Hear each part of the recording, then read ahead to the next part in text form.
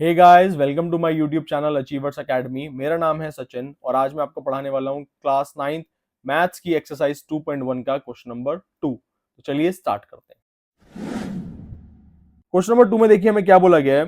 Right the coefficient of x square in each of the following. हमें कुछ polynomials दिए गए हैं और हमें उनके एक्स स्क्वायर का कोएफिशिएंट निकालना है। क्या निकालना है?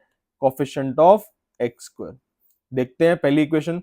मैंने बताया था आपको लास्ट वीडियो में, इसके फर्स्ट वीडियो में, इंट्रोडक्शन वाली वीडियो में, कि कोएफिशिएंट होते क्या है। मैं दोबारा एक एग्जांपल से समझाता हूं आपको। सपोज मैं एक अलजेब्राइक एक्सप्रेशन या एक पॉलिनोमियल लिखता हूं 7x + 9। यहां पे आप देखिए वेरिएबल क्या है, x है, और x के साथ क्या हो रहा है, 7 मल्टीप्लाई हो रहा है। उसको ऐसे लिख सकते हैं ना, 7 × x। तो ये जो 7 है ना, ये क्या कहलाएगा? कोएफिशिएंट ऑफ x कहलाएगा। किसका कोएफिशिएंट कहलाएगा? ये x का कोएफिशिएंट कहलाएगा। अब हमें यहां पर इधर देखना है एक्स स्क्वायर का कोएफिशिएंट। क्या ढूंढना है हमें? Coefficient of x square. तो एक्स स्क्वायर देखो ये रहा, है ना, ये एक्स स्क्वायर है। अब एक्स स्क्वायर के साथ हमें देखना है क्या मल्टीप्लाई हो रहा है, कौन सा नंबर जो है मल्टीप्लाई हो रहा है एक्स स्क्वायर के साथ। तो कुछ नहीं है, कुछ नहीं है, तो हम क्या मान लेंगे इसको? 1। तो यहाँ पे कोएफिशिएंट ऑफ एक्स स्क्वायर क्या हुआ? एक्स स्क्वायर हुआ 1। ठीक है, नेक्स्ट देखते हैं अब इसका सेकेंड पार्ट में। आप देखें 2 - x² + x³। अब हमें अगेन क्या ढूंढना है? कोएफिशिएंट ऑफ एक्स स्क्वायर ढूंढना है। तो कोएफिशिएंट ऑफ एक्स स्क्वायर क्या होगा? यहाँ पे कुछ भी नहीं है, तो अगेन यहाँ पे 1 लगा देंगे। तो कोएफिशिएंट ऑफ एक्स स्क्वायर यहाँ पे क्या हुआ? ऑफ एक्स स्क्वायर हुआ -1। ठीक है, याद रखना जो नंबर का साइन है ना, वो भी उसके साथ ही लिखना है हमें। तो यहाँ पे कोएफिशिएंट ऑफ एक्स स्क्वायर 1 नहीं होगा, -1 होगा। ठीक है, नेक्स्ट देखते हैं। यहाँ पे एक्स स्क्वायर का कोएफिशिएंट क्या है आपको दिख रहा है साथ साथ। कोएफिशिएंट ऑफ एक्स स्क्वायर क्या है? π/2, है ना।